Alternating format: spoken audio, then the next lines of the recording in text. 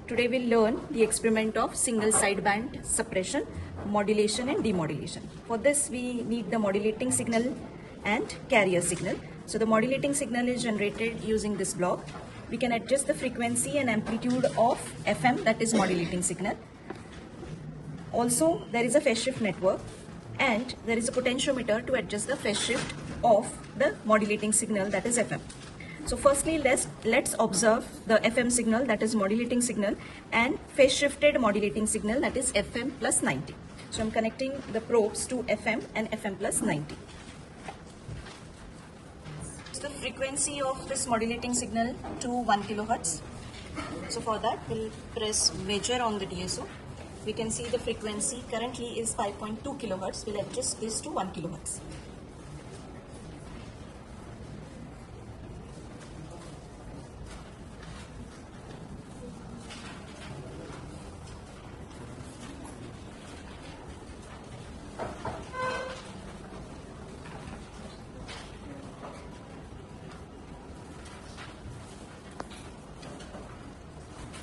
And the amplitude peak to peak to be adjusted to around 200 to 300 millivolts.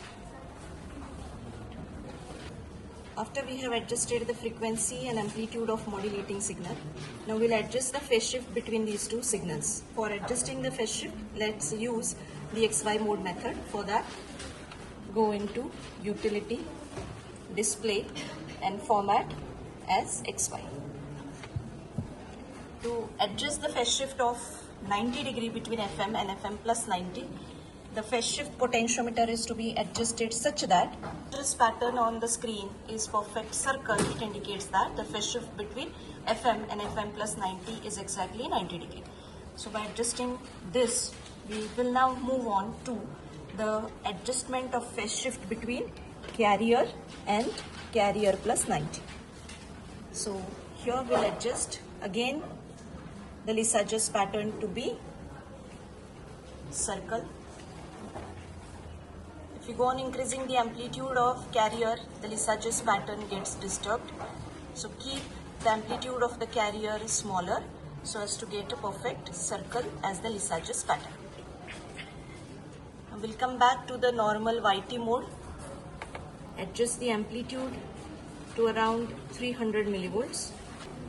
After we have adjusted the phase shifts of modulating signal and carrier signals, let's move on to the connections of DSB generator 1 and DSB generator 2. The modulating signal FM is to be given to the FM input of DSB generator 1. FM plus 90 is to be given to the FM plus 90 input of DSB generator 2. Carrier is to be connected to the FC input of DSB generator 2 and FC plus 90 is to be connected to the FC plus 90 input of DSB generator 1. With this, let's now observe the DSB outputs. DSB generator 1 output to one channel and DSB generator 2 output to the second channel of the DSB. Here we can see the DSB outputs of generator 1 and generator 2. Now we can see that the lobes are uneven or unequal. To make them equal or even, we have potentiometers coming with these DSB generators. So we'll adjust these potentiometer available at the center of the generators so that the lobes of the DSB output can be made even or equal.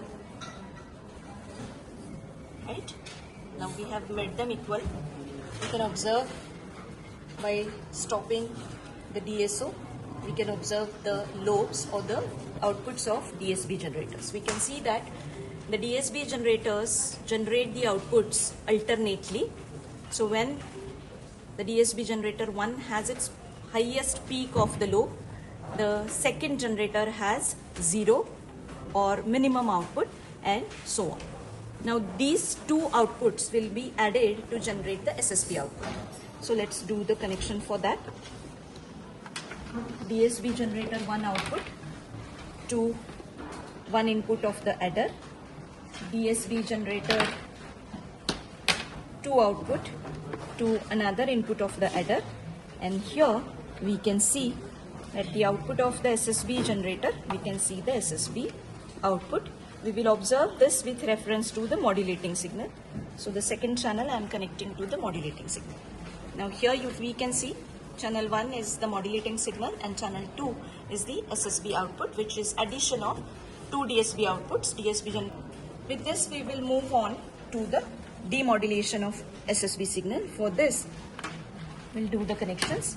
SSB output to the SSB input of SSB demodulator, and as this is coherent demodulation or coherent detection, we need the same carrier which was used at the transmitter side, that is FC, to be connected on the demodulator or detector or the receiver side. So the same carrier is given here, and now we can observe the output of SSB demodulator with reference to the modulating signal.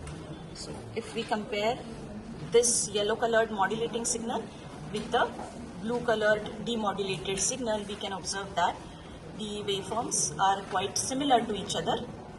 There is certain distortion, but the wave shapes are quite similar. Frequency of the demodulated signal and the modulating signal both are same, and the peak-to-peak amplitudes are also quite comparable, comparable. So this is how we can demodulate the SSB modulated signal using coherent detection method. Now we'll go back to the SSB output and observe its spectrum to measure its bandwidth. So I'm now again connecting the probe to the SSB output, and we'll move on to the procedure of observing the spectrum, for which we use the FFT mode. Press FFT. We have connected the SSB output to channel 2.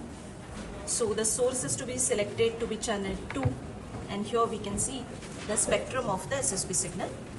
Window is to be selected to be Hanning, and take the spectrum at the center of the screen and then zoom it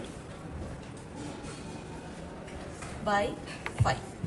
So here we can see this single sideband available at the center of the screen. So this is the single sideband spectrum of SSB modulated signal, and to measure the bandwidth of this we have to use cursor. Source should be FFT, type should be frequency as we are measuring bandwidth, and then use cursor 1, set it at the peak of the sideband, single sideband, and we can measure the bandwidth here as the cursor 1 reading, that is 71.80 kilohertz.